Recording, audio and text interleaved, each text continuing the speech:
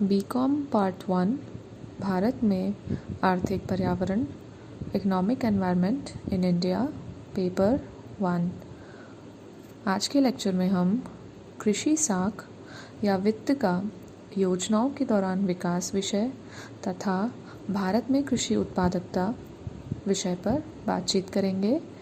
Agricultural credit of finance development during plans and agricultural productivity in India.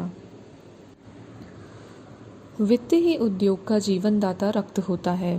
Bharat में कृषि देश का प्रमुख उद्योग है, परंतु इसके साख की हीन दशा है। न तो कृषि साख पर्याप्त मात्रा में ही उपलब्ध होती है और न सही व्यक्ति को सही समय पर मिल पाती है।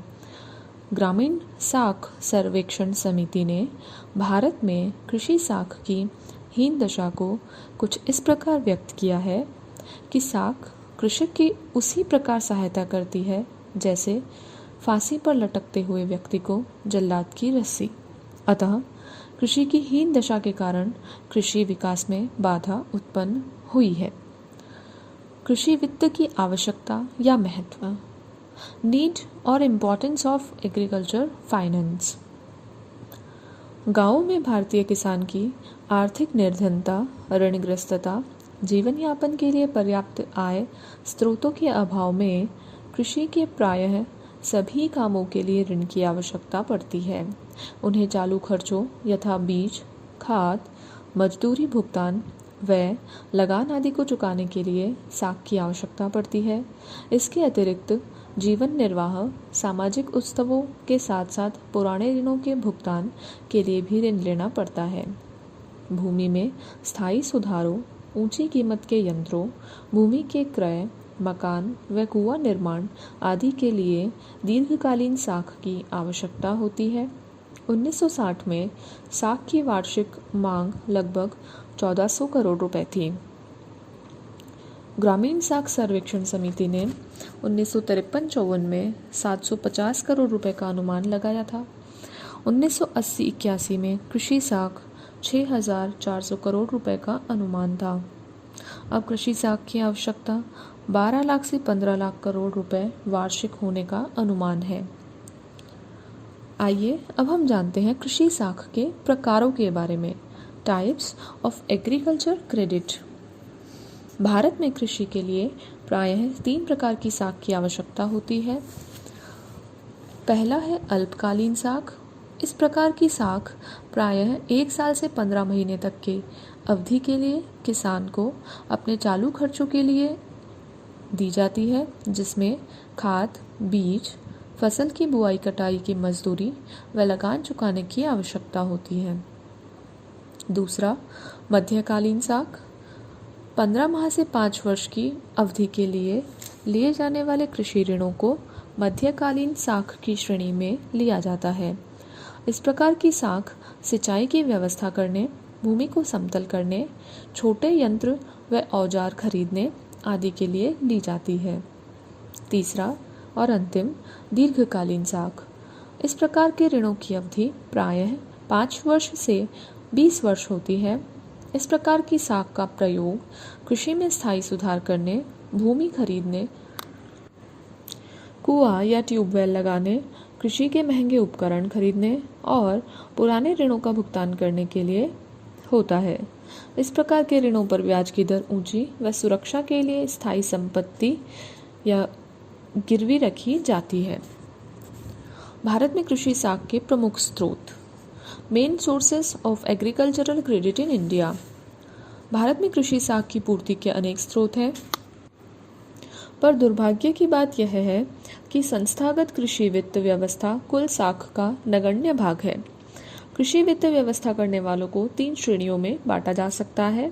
पहला है निजी व्यक्ति, जिसमें हम ग्रामीण महाजनों, साहूकारों, जागीरदारों, व्यावसायिक साहूकारों, व्यापारिक एजेंटों तथा रिश्तेदारों को सम्मिलित करते हैं। दूसरा वित्तीय संस्थाएं, जिनमें हम रिजर्व बैंक, स्टेट बैंक, व्यापारिक बैंक, सहकारी समितियों, भूमि बंधक बैंकों तथा कृषि पुनर्वित्त एवं विकास निगम आदि को सम्मिलित करते हैं। तथा तीसरा है सरकार, राज्य सरकारें तकाबी के माध्यम व प्रत्यक्ष ऋणों से कृषि साख की पूर्ति करती है। आइए अब हम जानते हैं भारत में कृषि साख की समस्याएं, कमियां या दोष। Problems of agriculture finance in India. Bharat में कृषि साख की अनेक कमियां व दोष हैं। इस कारण कृषि विकास का मार्ग अवरुद्ध हो गया है। मुख्य दोष कुछ इस प्रकार हैं: महाजनों का प्रभुत्व, ऋण की अपर्याप्तता, ब्याज का अत्यधिक भार, समय पर ऋण का अभाव, पक्षपात, भ्रष्टाचार तथा संस्थागत वित्त की अपर्याप्तता। इस प्रकार कृषि साख अनेक दोषों से परिपूर्ण है और इसलिए गोरवाला समिति ने बताया था कि साख कृषक की उसी प्रकार सहायता करता है जिस प्रकार फांसी पर लटकते हुए व्यक्ति को जल्लाद की रस्सी। कृषि साख विस्तार के सुझाव। Suggestions for agricultural credit extension. कृषकों को पर्याप्त मात्रा में सस्ती ब्याज दरों पर समय पर ऋण उपलब्ध कराने के लिए विशेष प्रयासों की आवश्यकता है। इसके लिए निम्न कदम उठाने व उन्हें सशक्त करने की आवश्यकता है: सहकारी समितियों का विस्तार व विकास, तकाबी ऋणों की वृद्धि व सरलता, व्यापारिक बैंकों को कृषि साख में अधिकाधिक सहयोग, संस्थागत कृषि साख को बढ़ावा, भूमि बंधक बैंकों का विकास, उत्पादक ऋणों पर अधिक जोर, महाजनों की गतिविधियों पर नियंत्रण, कृषकों को ऋण नकद में न देकर वस्तु अथवा संपत्ति के रूप में, और भ्रष्टाचार एवं प्रशासनिक अकुशलता पर नियंत्रण। इस प्रकार से उत्पादक ऋणों में विलंब रोकना संभव होगा और सही व्यक्तियों को सही समय में पर्याप्त ऋण मिलना संभव हो पाएगा। आइए अब हम जानते हैं भारत में कृषि उत्पादकता के बारे में। Agricultural productivity in India. Bharat की लगभग 64% कार्यकारी जनसंख्या अर्थात वर्किंग पॉपुलेशन कृषि कार्य में लगी हुई है, किंतु सकल घरेलू उत्पाद यानी कि जीडीपी में उनका योगदान लगभग 19% है, जबकि देश की 36% कार्यकारी जनसंख्या गैर कृषि कार्यों से देश के सकल घरेलू उत्पाद में लगभग 81% योगदान करती है। इससे स्पष्ट है कि भारत में कृषि क्षेत्र में प्रति श्रमिक उत्पादन की मात्रा गैर कृषि क्षेत्र की तुलना में आधे से भी कम बैठती है, जो कि कृषि की नीची उत्पादकता को उजागर करता है। आइए अब हम जानते हैं कि कृषि उत्पादकता से हमारा क्या आशय है। Meaning of agricultural productivity. कृषि उत्पादकता का अभिप्राय प्रति हेक्टेयर उपज से लगाया जाता है, यील्ड पर हेक्टेयर। जिस प्रकार आर्थिक विकास का मापदंड प्रति व्यक्ति आय में निरंतर वृद्धि की प्रवृत्ति से है, ठीक उसी प्रकार कृषि उत्पादकता का अभिप्राय कृषि में प्रति हेक्टेयर उपज की मात्रा से लगाया जाता है। अगर विश्व के दूसरे राष्ट्रों की प्रति हेक्टेयर उपज से हम भारत की तुलना करें तो लगता है कि भारत में कृषि उत्पादकता बहुत नीची है। भारत में नीची उत्पादकता के कारण। Causes of low agricultural productivity in India. Bharat में नीची कृषि उत्पादकता के कई कारण हैं, किंतु विश्लेषण की दृष्टि से इन कारणों को मोटे रूप से हम 4 श्रेणियों में विभक्त कर सकते हैं।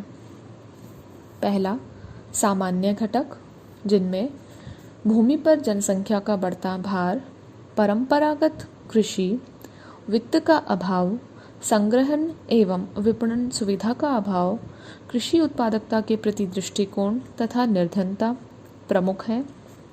दूसरा, संस्थागत घटक, इंस्टीट्यूशनल फैक्टर्स, जिनमें भूमि की छोटी जोतें, दोषपूर्ण भूमि व्यवस्था तथा उपखंडन एवं उपविभाजन को हम समझ सकते हैं। तीसरा घटक है तकनीकी घटक, टेक्निकल फैक्टर, जिनमें अपर्याप्त कृषि पड़तें, सिंचाई साधनों का अभाव तथा पुरातन उत्पादन पद्धतियां सम्मिलित हैं। चौथा है अन्य घटक, अदर फैक्टर्स, जिनमें है मुख्य रूप से खराब मौसम, अपर्याप्त एवं अनिश्चित वर्ष, बाढ़ एवं अतिवृष्टि, कीमतों का स्तर तथा मांग एवं पूर्ति की दशाएं। कृषि उत्पादकता वृद्धि के सरकारी प्रयास एवं उपलब्धियां। Government efforts for productivity increase in agriculture and it's achievements. योजनाबद्ध विकास के पिछले वर्षों में कृषि उत्पादकता वृद्धि के लिए सरकार द्वारा अथक प्रयास किए गए हैं।